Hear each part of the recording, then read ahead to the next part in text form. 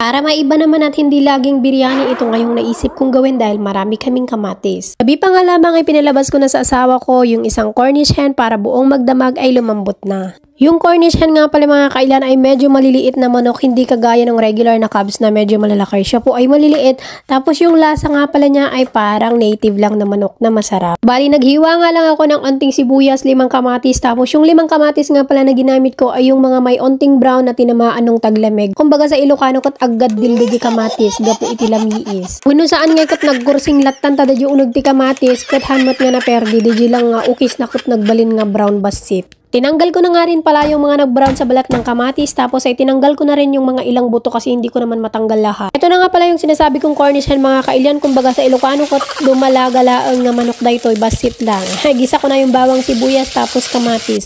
Pasensya na mga kailyan kung mali yung pagbigas ko ng Cornish hen or kung tama kasi hindi naman ako fluent at hindi ako ganun kagaling katulad ng iba. Maglalagay ako dito ng 5 spice, paprika, curry powder na yung Middle Eastern curry powder, chicken flavor powder at Himalayan salt at paminta. Naglagay nga din ako ng chili flakes kasi mahilig kami sa maanghang.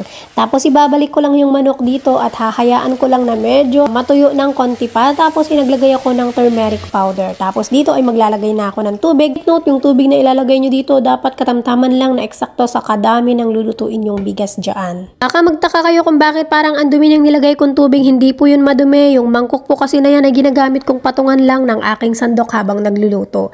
Tinikman ko na nga at okay na po yung lasa, kaya tinanggal ko na yung chicken, inilagay ko na rin itong basmati rice na binabad ko ng 1 hour. Tapos ito na nga yung chicken, ilalagay ko lang sa toast dito sa maliit na oven, 375 degree Fahrenheit, 100 sa taas, 100 sa baba, para mag-brown lang konti yung balat ng chicken.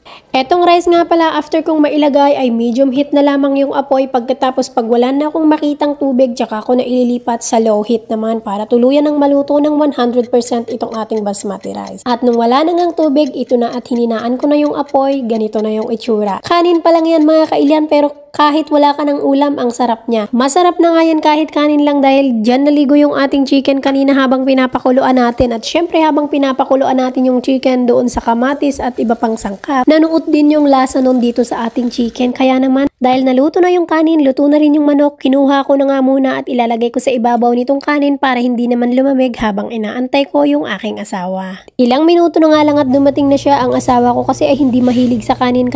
Not a lot of rice for me. That's not mine. It's too much. Sabi niya agad mga kailyan, wag daw madami ang kanin, hindi daw sa kanya yan. Marami daw akong nilagay na kanin, kaya naman akin na lang. That's fine. Siya mga kailyan, sasabayan ko na siyang kumain, sabay na rin kayo, 3 days na rin kasi akong hindi